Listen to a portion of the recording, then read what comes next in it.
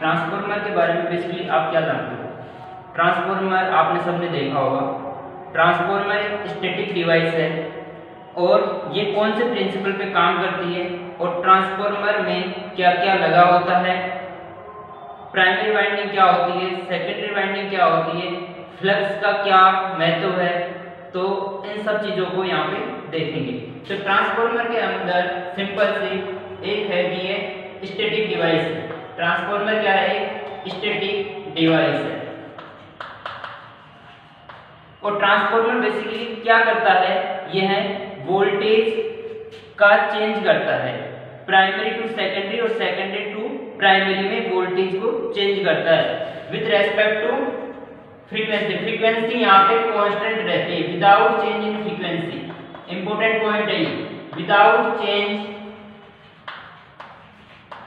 In frequency.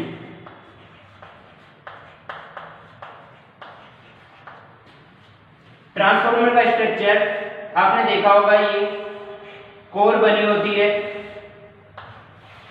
ये वाला section इसमें क्लोज होता है। प्राइमरी वाइंडिंग, यहां पे अपन सप्लाई देते हैं, एसी सप्लाई 230 वोल्ट 50 हर्ट्ज। ये अपने पास में होती है सेकेंडरी साइड, सेकेंडरी वाइंडिंग, यहां पे लगा होता है लोड जिसको बोलते हैं आउटपुट साइड।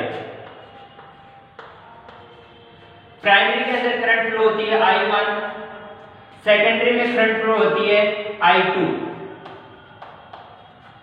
जैसे ही प्राइमरी के अंदर करंट फ्लो होगी तो ये वाइंडिंग मैग्नेटिक है, इसके अक्रॉस में फ्लक्स बनना स्टार्ट होगा Φ1। प्राइमरी की वजह से वाइंडिंग में फ्लक्स बनेगा Φ1। इसी प्रकार सेकेंडरी साइड के अंदर फ्लक्स बनेगा Φ2। और ये क्लोज सर्किट है, इसके अंदर रिजल्टेंट आता है Φ1 माइनस Φ2। एक दूसरे की दोनों वाइंडिंग अपोज कर रही है फ्लक्स को। Φ1 Φ2 का अपोज कर रहा है, Φ2 Φ1 का अपोज कर रहा है, दोनों की डायरेक्शन अलग अलग है। प्लस के Φm और ये होता है Φr रिजल्टेंट फ्लक्स। तो Φ1 और Φ2 यहाँ पे प्लस और माइनस की वजह से कैंसिल हो जाता है और रिजल्टेंट फ्लक्स आता है Φr बराबर Φm, जिसको बोलते हैं अपन म्यूचुअल फ्लक्स। ट्रांसफॉर्मर इसी सिद्धांत पे काम करता है जिसको बोलते हैं अन्योन्य प्रेरण के सिद्धांत पर। अन्योन्य प्रेरण,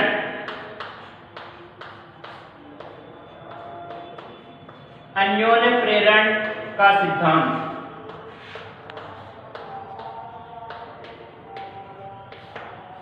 जिसको इंग्लिश में बोलते हैं म्यूचुअल फ्लक्स।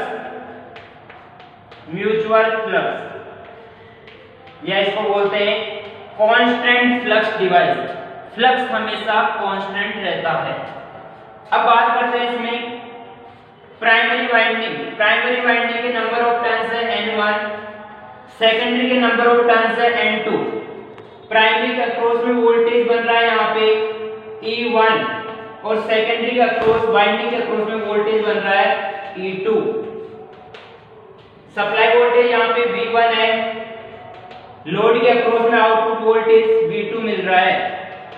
देन यहां से बात करते हैं आउटपुट इक्वेशन की। ट्रांसफॉर्मर की आउटपुट इक्वेशन होती है transformation ratio. Transformation ratio, transformation ratio. अगर मैं रेशियो की बात करूं ट्रांसफॉर्मेशन रेशियो की, तो ये होता है V1/V2 बराबर E1/E2 बराबर N1/N2 बराबर I2/I1 बराबर रूट के अंदर Z1/Z2। ये होता है टर्न्स रेशियो। कहने का मीनिंग सिंपल सा है कि प्राइमरी का वोल्टेज यहाँ पे सेम होता है, रेशियो V1/V2 E1/E2, लेकिन नंबर ऑफ टर्न्स भी सेम रहता है, लेकिन यहाँ पे करंट का रेशियो अपोजिट होता है टर्न्स के रेशियो का। तो यहाँ से अगर अपने न्यूमेरिकल टाइप का क्वेश्चन आता है, जैसे अपन को V1 दे रखा होगा 230 वोल्ट, V2 अपन को दे रखा होगा 180 वोल्ट और N1 दे रखा होगा कि नंबर ऑफ टर्न्स यहाँ पे 30 है, तो पूछेगा कि N2 कितना है, तो अपन यहाँ से ट्रांसफॉर्मेशन रेशियो से निकाल सकते हैं। ठीक है, नेक्स्ट यहाँ पे बात करते हैं अपन type of transformer. Type of transformer depend करता है वाइंडिंग के ऊपर। अगर इसकी कंस्ट्रक्शन की बात करें तो दो टाइप के होते हैं, सेल टाइप और कोर टाइप ट्रांसफॉर्मर। अगर मैं इसकी वाइंडिंग के अकॉर्डिंग बात करूं तो ट्रांसफॉर्मर होते हैं दो टाइप के, two type of transformer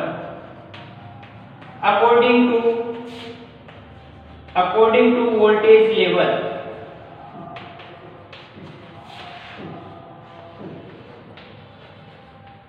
according to voltage level first आता है step up transformer. Step up transformer जिसको अपन बोलते हैं ऊंचाई ट्रांसफॉर्मर। ऊंचाई ट्रांसफॉर्मर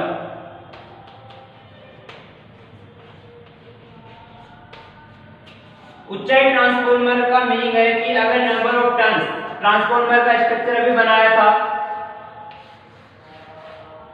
ये प्राइमरी वाइंडिंग है, ये सेकेंडरी वाइंडिंग है, यहाँ पे सप्लाई वोल्टेज था और यहाँ पे लोड लगा था, यहाँ पे नंबर ऑफ टर्न्स N1 था, यहाँ पे नंबर ऑफ टर्न्स N2 था।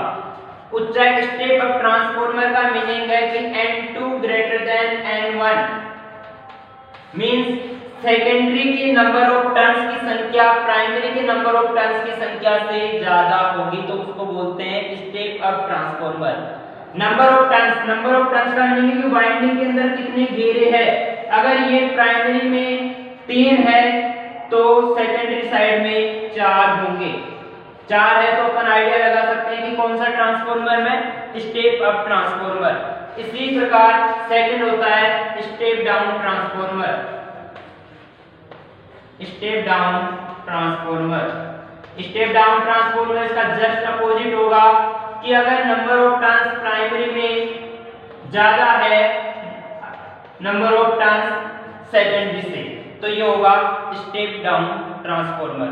अगर कंस्ट्रक्शन के अकॉर्डिंग ट्रांसफॉर्मर के टाइप की बात करें तो वो होता है सेल टाइप ट्रांसफॉर्मर और एक होता है core type transformer. Core type transformer आपने देखा होगा 3 फेज जो अपने घर के बाहर लगे होते हैं, और सेल टाइप ट्रांसफॉर्मर जो सिंगल फेज के लिए यूज करते हैं अपन, सिंगल फेज सप्लाई में जो आती है सेल की स्ट्रक्चर में दिखती है, वो होता है cell type transformer. Then next बात करते हैं यहाँ पे आउटपुट इक्वेशन की। आउटपुट इक्वेशन होती है V1 बराबर 4.445 M N1 F volt. 4.44 constant term है, 5M यहाँ पे रिजल्टेंट फ्लक्स इसका, मैक्सिमम फ्लक्स कांस्टेंट आया, N1 यहाँ पे नंबर ऑफ टर्न्स प्राइमरी का है, फ्रीक्वेंसी यहाँ पे प्राइमरी साइड। इसी प्रकार V2 की बात करें तो 4.445 M N2 F। तो यहाँ से इक्वेशन नंबर 1 सेकेंडरी साइड का voltage, equation number 2 primary side का वोल्टेज। तो यहाँ से अगर इसकी रेशियो की बात करें तो रेशियो भी निकाला था V1/V2 बराबर E1 वाला भी आया था N1/N2 बराबर कांस्टेंट फ्लक्स आता ही 5M रिजल्टेंट फ्लक्स। तो ये नंबर ऑफ टर्न्स के अकॉर्डिंग। देन इसके बाद में अगर बात करें तो यहाँ पे आते हैं ट्रांसफॉर्मर के टेस्टेज।